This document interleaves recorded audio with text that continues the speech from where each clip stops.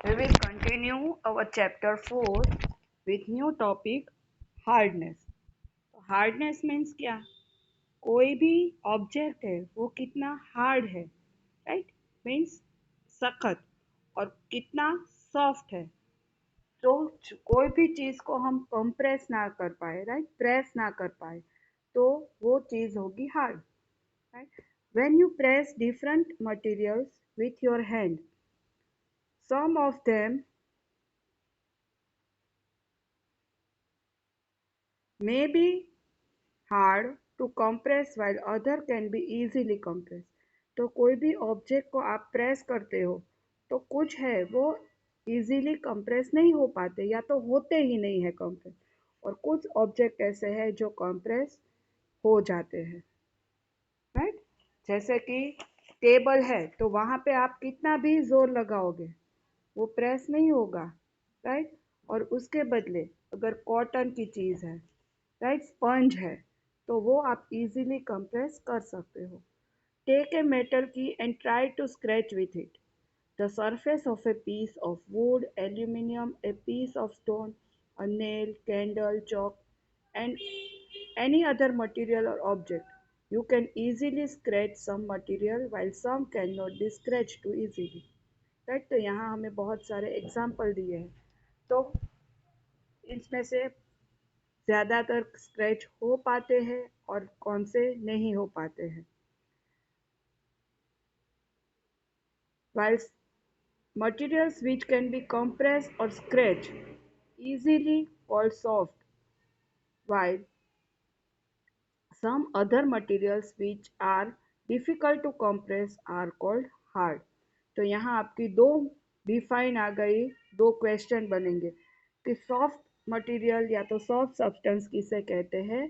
तो materials which can be compress और scratch easily, जिसे आप कंप्रेस इजीली कर सकते हो, उस मटेरियल को कहते हैं सॉफ्ट मटेरियल। और दूसरा यहाँ पे बनेगा, ये डिफरेंस का भी पॉइंट हो सकता है, some materials which are difficult to compress are called hard, right? तो जिसे हम कंप्रेस नहीं कर पाते उस टाइप के मटेरियल्स या तो substance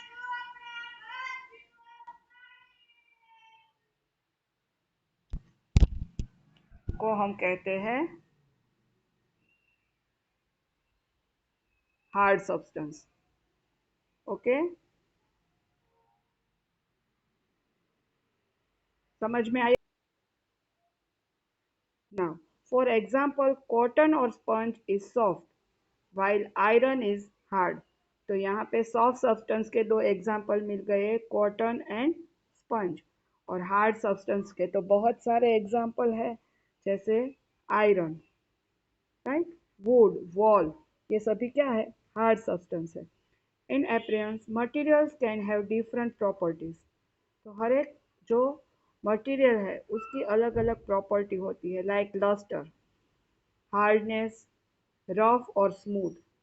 You can think of other properties that describe the appearance of a material। तो यहाँ जैसे आपको एक्सप्लेन किया है, राइट, कौन सा स्मूथ है, कौन सा हार्ड है, कौन सा लस्टर है, कौन सा डल है। तो इस तरह से उसकी अलग अलग प्रॉपर्टीज हो सकती है। नाउ अनदर इज सॉल्यूबल और इनसॉल्यूबल। तो व्हाट आर सॉल्यूबल? मीन्स कोई भी मटेरियल सब्सटेंस है वो सॉल्यूबल मीन्स पिघल जाता है, उसमें डिज़ोल्व हो जाता है। और इनसॉल्यूबल्स मीन्स वो उसमें डिज़ोल्व नहीं होता है। यहाँ एक एक्टिविटी है, collect samples of some solid substance such as sugar, salt, chalk powder, sand and sawdust. तो यहाँ आपको जो भी सब्सटेंस दिए हैं उसे आप कलेक्ट करो। Take 5 glasses or beakers, fill each one of them about 2/3 with water। और 5 बीकर या ग्लास लेके उसे 2/3 पार्ट में पानी भरो। Add a some amount of sugar to the first glass। जो फर्स्ट ग्लास है उसमें शुगर आप ऐड करो, फर्स्ट में salt to second, and similarly add small amount of other substance into other glasses. Right. एक में शुगर, एक में सॉल्ट, एक में chalk powder, sand and sawdust. ये बारी बारी से सभी ग्लास में आप उसमें डालते जाओ। Stir the content of each of them with a spoon. और सभी को आप स्पून से हिलाओ। Wait for a few minutes. Observe what happens to the substance added to the water. और उसमें उसके बाद आप थोड़ी देर के बाद उसे आप ऑब्जर्व करो कि जो सब्सटेंस आपने डाले थे जैसे शुगर, सॉल्ट, सैंड, तो उसमें क्या चेंजेस हुआ। Note your observation as shown in table. और यहाँ पे आप ऑब्जर्व करो कि उसमें क्या चेंजेस आपको दिखाई दे रहे हैं। तो जैसे फर्स्ट का यहाँ आपको एग्जांपल दिया है कि अगर सॉल्ट आप वाटर में डालोगे तो disappear completely in water, means वो पूरी उसमें डिसॉल्व हो जाएगी, वो आपको दिखाई नहीं देगा सॉल्ट। राइट। सेम शुगर है, तो शुगर भी क्या होता है, कंप्लीटली डिसअपियर। राइट। वो भी पूरा उसमें शुगर है, वो शुगर के जो सॉलिड पीसीस है वो भी पूरे उसमें डिसॉल्व हो जाएंगे। राइट। नेक्स्ट वन है सैंड। तो सैंड वाटर में डिसॉल्व होगी या नहीं होगी, चलो बोलो। Is sand is dissolve in water और not?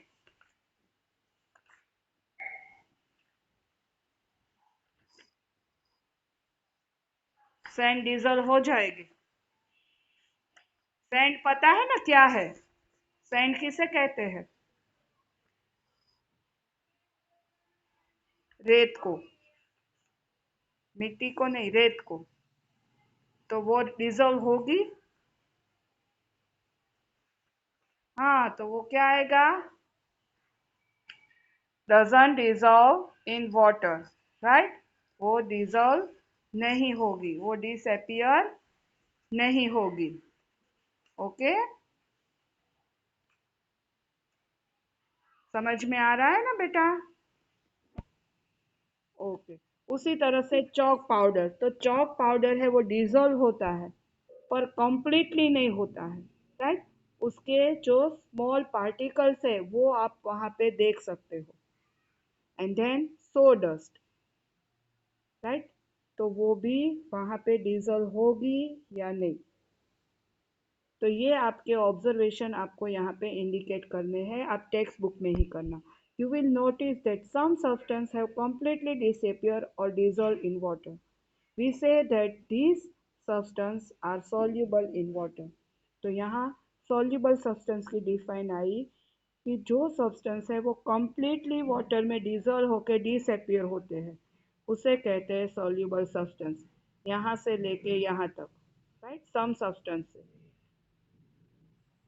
other substances do not mix with water and do not disappear even after we stir for a। तो सो डस्ट मीन्स जो हम फर्नीचर और वो बनाते हैं ना, जो लकड़े का, उसका जो बारीक पाउडर निकलता है। राइट। जिसे गुजराती में हम क्या बोलते हैं, लाकड़ा नो वेर, जो एकदम पीसीस में एकदम पाउडर में होता है, सॉरी। राइट। उसे कहते हैं सो डस्ट। तो वो सॉल्यूबल होगी वाटर में। जो फर्नीचर में से बनाते हैं और वो छीलने के बाद लास्ट में जो पाउडर जैसा मटेरियल होता है। राइट। तो वो वुड का होता है, तो वो कभी वाटर में डिसॉल्व नहीं होगा। राइट। तो it does not dissolve in water. तो यहाँ पे ये समझ में आ गया सब। अब यहाँ पे आपका दूसरा क्वेश्चन बनेगा, other substance do not mix with water. जो सब्सटेंस वाटर में मिक्स नहीं होते हैं, डिसअपियर नहीं होते हैं, चाहे उसे आप उसके अंदर हिलाओ और उसके बाद आप उसे ऑब्जर्व करो, फिर भी वो डिसॉल्व नहीं होंगे, तो उस सब्सटेंस को कहते हैं इनसॉल्युबल सब्सटेंस। तो these substance are insoluble in water. ये दूसरा आपका क्वेश्चन डिफाइन बनेगी। Water plays an important role in the functioning of our body because it can dissolve a large number of substances. Do liquid also dissolve in water? तो यहाँ पे हमने जो पढ़ा वो सभी सब्सटेंस सॉलिड सब्सटेंस थे, राइट, जैसे शुगर, सॉल्ट, सोडा, सैंड। तो वो वहाँ पे डिजोल्व होते हैं वाटर में भी नहीं। पर वाटर खुद एक लिक्विड सब्सटेंस है, तो उसमें दूसरे लिक्विड सब्सटेंस है वो डिसॉल्व होते हैं कि नहीं, वो हम आगे की एक्टिविटी में पढ़ेंगे। नेक्स्ट एक्टिविटी है activity 5। Collect samples of vinegar, lemon juice, mustard oil और कोकोनट ऑयल, केरोसिन और एनी अदर लिक्विड, राइट। ये सभी vinegar, lemon juice, mustard oil, ये सभी है वो कौन से फॉर्म में है, लिक्विड फॉर्म में। Take a glass tumbler, fill it up half of water, उसे आप आधा पानी से भरो। Add a few spoonful of one liquid to this and stir it well. उसके बाद यहाँ देखो एग्जाम्पल दिए हैं अलग अलग लिक्विड्स के, वो बारी बारी से आप ग्लास में डालते जाओ और उसको वापस आप हिलाओ। Let it stand for 5 minutes और उसे 5 मिनट वैसे ही रहने दो। Observe whether the liquid mix with the water. Repeat the same with the other liquid as many different liquids as are available to you. Write your observation in table 4.4. तो यहाँ पे आप जैसे सॉलिड के अलग अलग बीकर्स लिए थे और उसमें आप डालते गए थे सेम अलग अलग, जो आपने अलग अलग बीकर में वाटर लिया है और उसमें अलग अलग ये लिक्विड आप डालते जाओ और उसके बाद आप ऑब्जर्व करो। तो विनेगर, तो वो जो वाटर है उसमें क्या हो जाएगा, मिक्स हो जाएगा, राइट। उसके बाद लेमन जूस, तो वो तो हमने देखा ही है, वो भी लेमन जूस है वो भी वाटर में मिक्स हो जाएगा। मस्टर्ड ऑयल, तो मस्टर्ड ऑयल है वो पानी में मिक्स होगा, वो ऊपर की सरफेस पे आपको तैरता हुआ दिखाई देगा, राइट। वो उसके अंदर आप उसे हिलाओ फिर भी वो मिक्स नहीं होता है, राइट। आप ऑब्जर्व करना, केरोसिन, देन कोकोनट ऑयल, तो ये सब आप वाटर में डाल के उसे हिला के आप ऑब्जर्व करो कि आपको क्या उसमें देखने को मिलता है, राइट।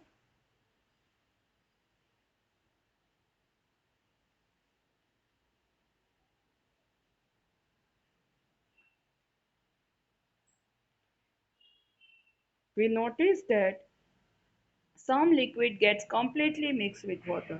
कुछ liquids है वो completely water में mix होते हैं. Some other do not mix with water and form a separate layer and kept aside for some time.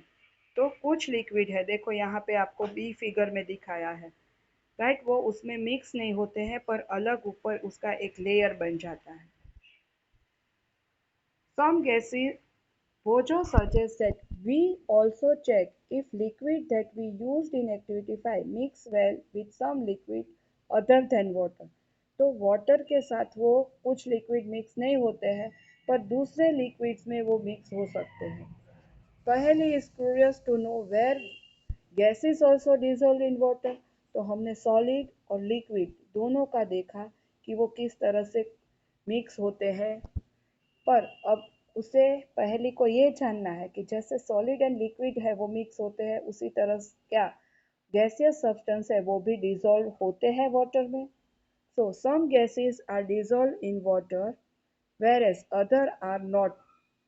Water usually has small quantity of some gases dissolved in it।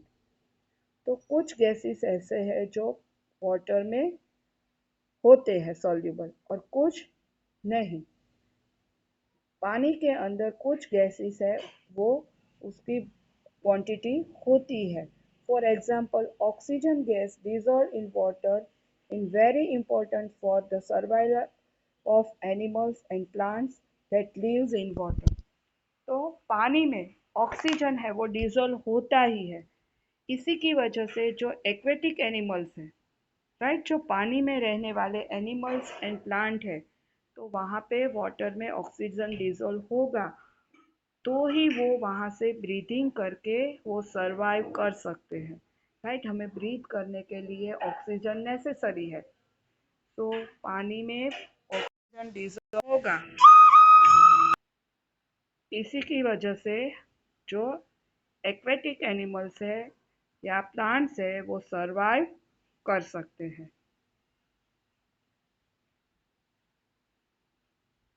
Now next topic is object में float और sink in water.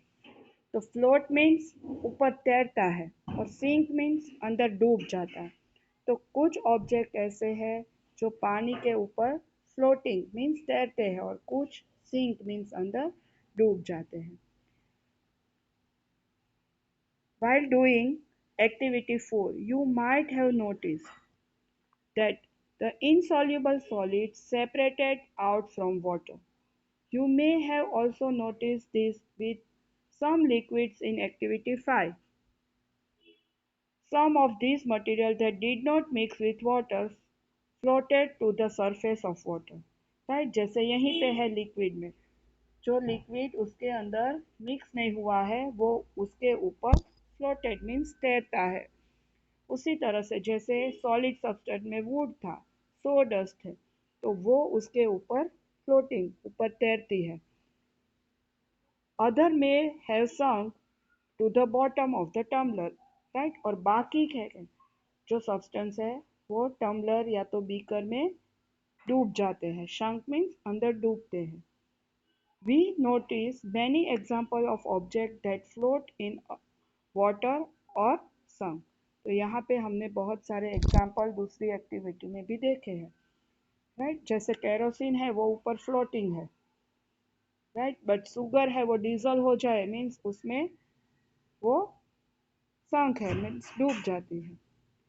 Dried leaves fallen on the surface of a pond. A stone that thrown into this pond.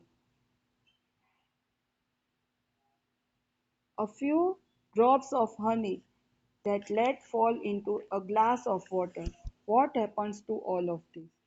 तो यहाँ आप अलग अलग चीज़ें देखो, आपको फिगर में दिखाया है कि जो पॉन्ड है उसके ऊपर जो ड्राई लीव्स है, राइट, आपको देखने को मिलेंगे।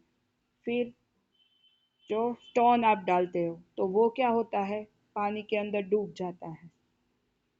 राइट, तो अलग अलग जो ऑब्जेक्ट है उसे उसमें डाल के आप नोटिस करो।